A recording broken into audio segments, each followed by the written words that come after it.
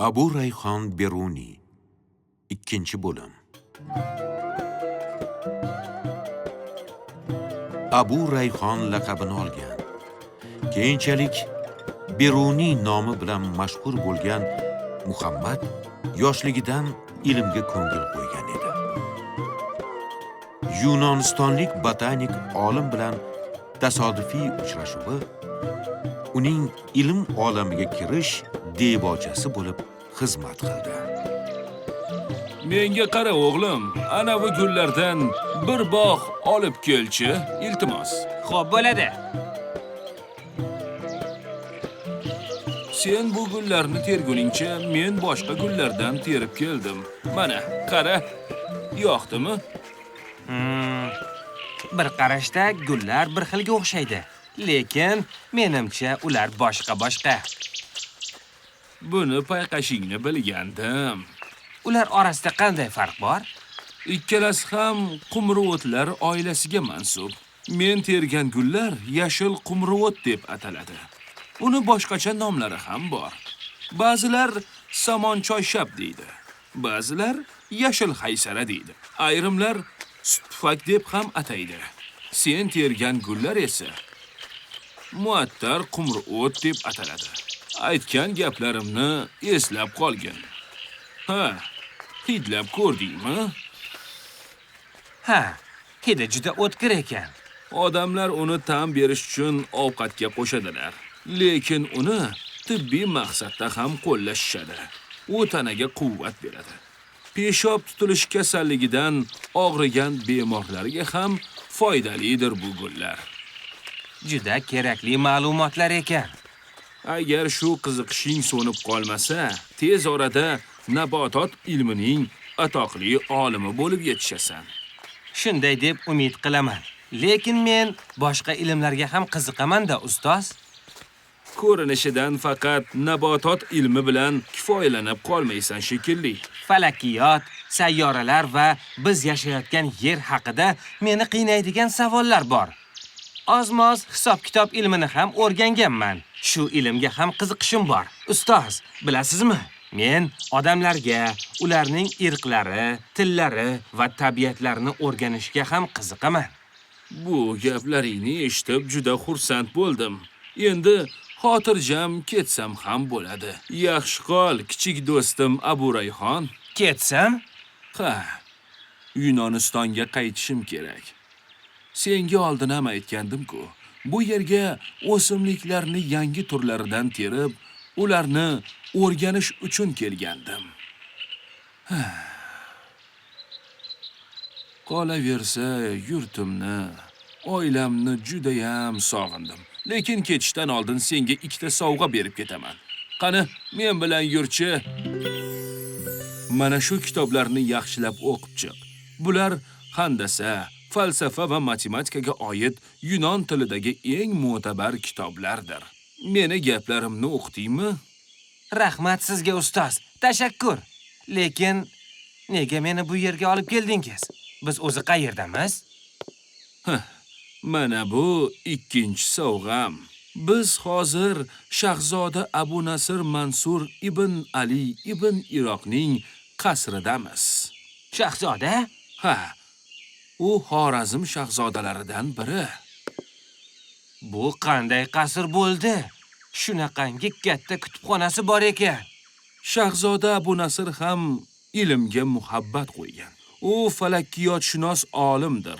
Sen ham falakkiyotshunoslikni yaxshi ko'raman demaganmiding? Qanday kutilmagan sovg'a? Mana shahzoda ham keldilar. Xush kelibsiz do'stim. Xush kelibsiz olimning tirishqoq shogirdi. Xush ko'rdik shahzodam. Demak, menga aytgan yosh oliming shu bolami? Men olim emasman, janob. Hali bu nomga loyiq ham emasman. Men o'z darajamni yaxshi bilaman. Unday bo'lsa, ilmingni ziyoda qilish uchun qattiq bel bog'la. Bir kun kelib mashhur olim bo'lib yetishasan. Mashhur va boy inson bo'lishni istaysanmi? Bu haqda umuman o'ylab ko'rmaganman. Mening birgina istagim ko'proq ilm olish. Yaxshi. Yaxshi, ajoyib javob bo'ldi. Ko'rinishidan shogirdlikka munosib inson tanlabsiz. Demak, Aburayxon sizga ham shogird bo'lishiga qarshiligingiz yo'q, shundaymi? Aksincha, uning aql zakovati, ilmga bo'lgan ishtiyoqi meni lol qoldirdi. Bugundan boshlab uni o'zimga shogird qilib olaman va hamma bilgan narsalarimni unga o'rgataman.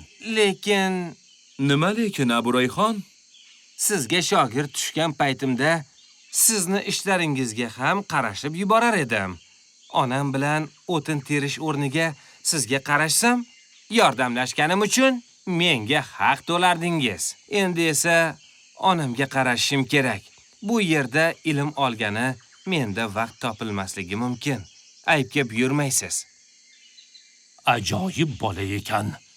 Aqlli, mehribon, tarbiyali, mas'uliyatni his qiladigan. Ilm olishing uchun hamma xarajatlaringni men qoplayman, Aburayxon.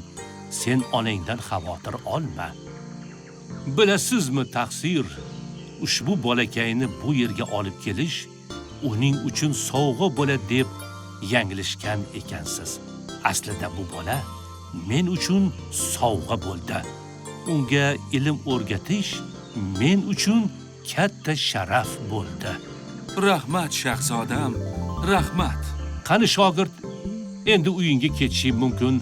Ertadan o'zingni faqat ilmga bag'ishlaysan. Faqat ilmga. Aburayxon shahzoda Mansur ibn Alining qasrida uzoq vaqt qoldi.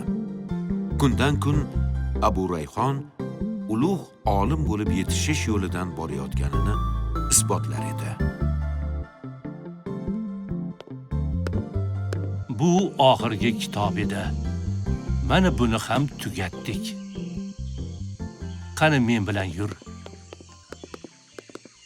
Hech ishona olmayapman, Aburayxon. Tinchlikmi taqsir?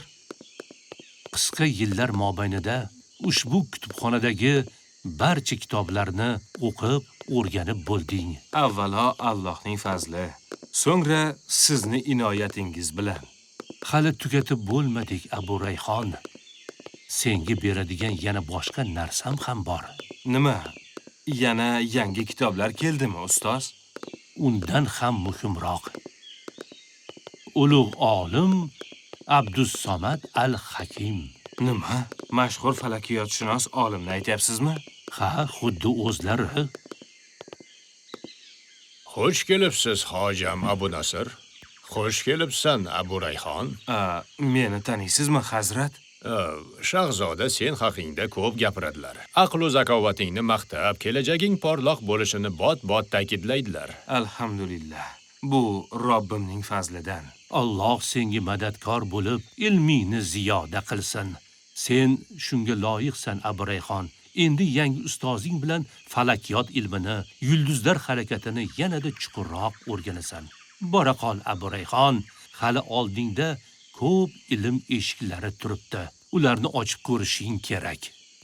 Shahzodam, gaplaringizga qaraganda, o'sha ilm eshiklarining kaliti Aburayxonning qo'lida. Alhamdulillah. Alhamdulillah. Aburayxon falakiyot ilmiga qiziqar edi. Ustozi kundan kun uning bu boradagi qobiliyatiga amin bo'lib borardi. Osmonga uzoq tikilib qolibsan, Aburayxon. Falakiyot ilmini o'rganyapmiz-ku, ustoz. Bo'lmasa qayerga qaray? Teleskopdan qaramayapsan-da, shuni nazarda tutgan edim. Ha, hozir men tafakkur qilyapman. Nimalar haqida tafakkur qilyapsan? Menga ham ayta olasanmi? Albatta, ustoz. Quyosh botishi meni biroz o'ylantirib qo'ydi. Ufqdagi chiziqlarga bir qarang-da, ustoz. Menimcha, o'shalar yordamida yerning diametrini hisoblovchi tenglama tuza olaman. Nimalar deyapsan? Qanday qilib tuza olasan? Ha, balki hozir qila olmasman, lekin shunday g'oyalarim bor. Ko'proq o'qib, o'rganib, tajribalar qilsam, kerakli asbob uskunalar bo'lsa, hisoblashim mumkin.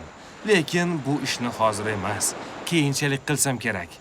Ammo menda boshqa g'oya bor. Uni aytsam, balki meni aqldan ozgan deb o'ylarsiz, lekin aniq aytishim mumkin. Bu haqiqat. Xo'sh aytchi, Aburayxon, nega seni aqldan ozgan deb o'ylayman? Menimcha, yer turg'un emas. Nima? Ha, menimcha u o'z o'qi atrofida aylanadi. Ba'zi sayyoralarni kuzatayotganimizda ularning har xil tomonlarini ko'ramiz. Bunga sabab ular o'z o'qi atrofida aylanishi bo'lsa kerak. Yer ham o'shalar kabi bir sayyora. U ham o'z o'qi atrofida aylanishi kerak. Ajoyib fikrlar. Agar gaping to'g'ri chiqsa, falakiyotshunoslik ilmida tub burilish yashaydi. Ammo lekin buni isbotlash uchun ko'plab tajribalar qilish kerak bo'ladi. Olimning vazifasi shuda taqsir. Avval fikr yuritadi, so'ng tajriba qiladi. Ana undan keyin bir xulosaga keladi. Sen mayda qadamlar bilan uzoq masofalarni bosib o'ta olasan, Aburayxon. Abu Rayhonning dovrug'i Xorazm shahzodasigacha yetib bordi. Uni chaqirtirib, qasr ulamolari safiga qo'shilishini so'radi. Abu Rayhonni o'zini ilmga, ixtiro va kashfiyotlariga bag'ishlashi uchun moddiy jihatdan ta'minlashni o'z zimmasiga oldi. Onajon, endi mendan rozimisiz? Sendan har doim rozi bo'lganman, bolajonim. Abu Rayhon. Ruxsat bering, onajon. Xorazm shahzodasi bilan uchrashuv belgilangan. Shunga tayyorgarlik ko'rishim kerak. Senda muhim ishi bor ekanmi? Ha. Unga rasadxona qurish taklifini bergan edim. Xo'sh, nima dedi? Rozi bo'ldi albatta. Men so'ragan hamma jihozlarni olib kelib berdi. Tez orada ustozlarim bilan rasadxona qurilishini boshlaymiz. Yig'layapsizmi, onajon? Ha, bu sevinch ko'z yoshlari, bolam.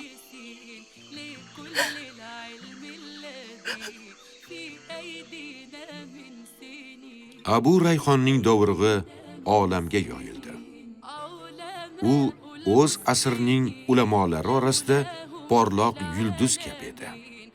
Lekin kutilmagan hodisalar uning hayotini yana bir bor tubdan o'zgartirib yubordi.